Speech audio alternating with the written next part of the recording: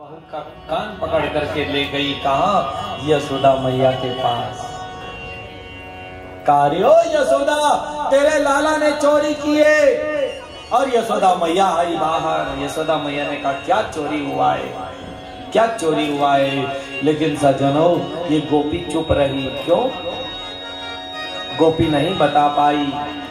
यशोदा बार बार पूछती है क्या चोरी हुआ है, क्या चोरी हुआ है, लेकिन गोपी नहीं बताई, नहीं बता पाई। क्यों? क्योंकि गोपी का मन चोरी हुआ है, इसलिए नहीं। गोपी के कंठ में सरस्वती का वास होता है। जब गोपी बार बार बोलती है, अरे ये गोपी से ये यशोदा बार बार बोलती है क्या चोरी हुआ, क्या चोरी हुआ। गोपी नहीं बोल पाई। स्वयं रासलीला में ये गोपियां बोलती है कृष्ण भगवान से, अरे ओ कन्हैया जब से तू हमारे जीवन में आया है तब से लक्ष्मी और सरस्वती हमारे घर में आई है। तो जब भी हम उस वस्त्र को पहन करके उसी वस्त्र में नहाती थी और उसी वस्त्र को तन में सुखाती थी। जब से तू हमारे जीवन में आया है तब से हमारे घर में लक्ष्मी और सरस्वती का वास है कन्हैया। अरे ओ मैया माखन चोरी हुआ है, माखन। यशोदा मैया ने कहा अच्छा, मेरे घर में 9 लाख गाय और तेरे घर में 10-10 तेरे पुत्र और गाय है एक, वो भी आधा किलो दूध देती है। अरे ऐसा झूठ मत बोल, ऐसा बोलना मुझे माखन चाहिए, मैं माखन लेने आई हूँ। मेरे कन्हैया को क्या 9 लाख गायों का माखन नहीं दिखता क्या? लेकिन सज्जनों यशोदा ने कहा चलो यहाँ से गोपी को, लेकिन जहाँ मन होता है वहां से अगर धक्का भी लग जाए तो व्यक्ति उसको नहीं छोड़ पाता। तो गोपियां नंद भवन के पीछे जाकर के बैठ जाती है तो यशोदा कहती है देख तू बाउंड्री से बाहर नहीं जाएगा। राम जी ने सोचा मैंने राम अवतार में ये सब कुछ कर लिया था, इस कृष्ण अवतार में भी मुझे सब कुछ करना पड़ेगा क्या? मैया ने बलदाऊ जी को आवाज लगाई, बलदाऊ देखना कन्हैया को। कृष्ण ने कहा माँ बेचारी गोपियां मेरा इंतजार कर रही है, माँ जाने दे, रो रही है। भगवान ने यशोदा मैया से कहा अरे ओ मैया ये गोपियां नंद भवन के पीछे भगवान का इंतजार कर रही है। ये गोपियां कंकड़ में, पत्थर में, मिट्टी में, बालू में, सब जगह कृष्ण भगवान को ही देखती है। तब कृष्ण भगवान, तब कन्हैया माटी खाने लगे, माटी खाने लगे। बलदाऊ जी ने देख लिया। बलदाऊ जी ने कहा माँ कन्हैया ने माटी खाई है। कन्हैया ने कहा मैंने माटी नहीं खाई। दोनों हाथ खड़े कर दिए और कहा माँ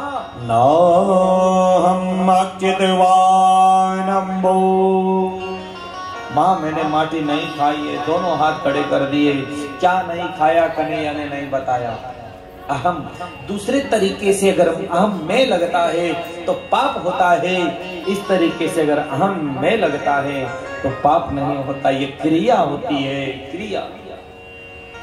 कन्हैया ने तो गोपियों के चरणों की रज खाई है, माटी खाई, माटी थोड़ी खाई, गोपियों के चरणों की रज खाई है। और वो भी गोपियों को ध्यान में रख करके। भगवान को तो गोपियों के चरण दिखे। कन्हैया ने कहा देख सारे के सारे गोपियां मेरा दर्शन कर रही है। बलदाऊ जी ने मैया को कहा माँ इस कन्हैया ने माटी खाई है। भगवान ने कहा सर्वे मिथ्या विशंसिना यदि सत्य गृहस्तरी समक्षम पश्य मे मुखम। माँ मैंने माटी नहीं खाई है, अगर तुझे इन सब की बातों पर भरोसा है तो खोल दो मुख।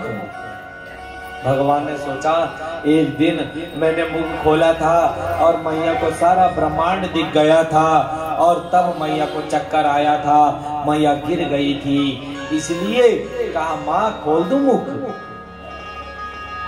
माँ को इतनी विस्मृति है, पता ही नहीं है कि इसने पहले भी मुख खोला था। कहा खोल मुख। जैसी भगवान ने मुख खोला तो भगवान के मुख में देखा मैया ने, सा तत्र ददृशे विश्वं जगस्तात् चखम दिशा। कई ब्रह्मांड, कई नदियां, कई पहाड़ दिख गए मैया को, और मैया को चक्कर आया, गिर गई। वह कभी कभी अपना ऐश्वर्य भी प्रकट कर देते हैं भगवान, लेकिन फिर भगवान सोचते हैं अगर मेरी मैया को पता लग गया कि भगवान है, वो जो सुख है ना, उस सुख से वंचित हो जाएगी। फिर मैया सोचने लगती है, अरे मुझे क्या हुआ होगा, मेरा कन्हैया चोरी करते करते चोर हो गया, इसकी आदत खराब हो गई, इसलिए नौकरानियों का हाथ का खा खा करके मेरा कन्हैया चोर हो गया है। तो रसोई घर में और पूजा घर में किसी और को मत घुसने देना कभी भी, और रसोई घर में और पूजा घर में पवित्र मन से जाना चाहिए। यशोदा ने कहा, एक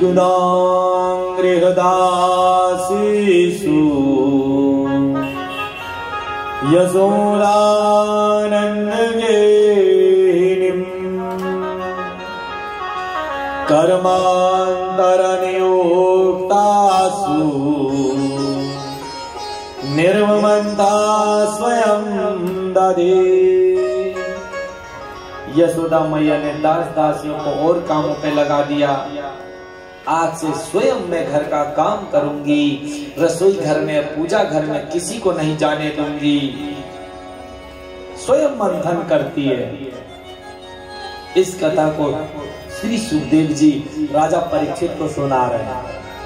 स्वयं, अरे शरीर पर वह स्त्री नहीं है जिसके, कौन ऐसे हमारे श्री सुखदेव जी। माता बहनों, सज्जनों, और रसोई घर में और पूजा घर में प्रेम के अलावा कुछ नहीं होना चाहिए। पति से झगड़ा कर करके भोजन बना रहे हो, वो भोजन नहीं, वो विष बन जाएगा, जहर बन जाएगा। अगर पूजा घर में और रसोई घर में प्रेम नहीं है तो। जब रसोई घर में आप माताएं जब भोजन बनाने लगे तो भजन गाया करो, भगवान का नाम लिया करो। वो भोजन नहीं, वो अमृत बन जाएगा।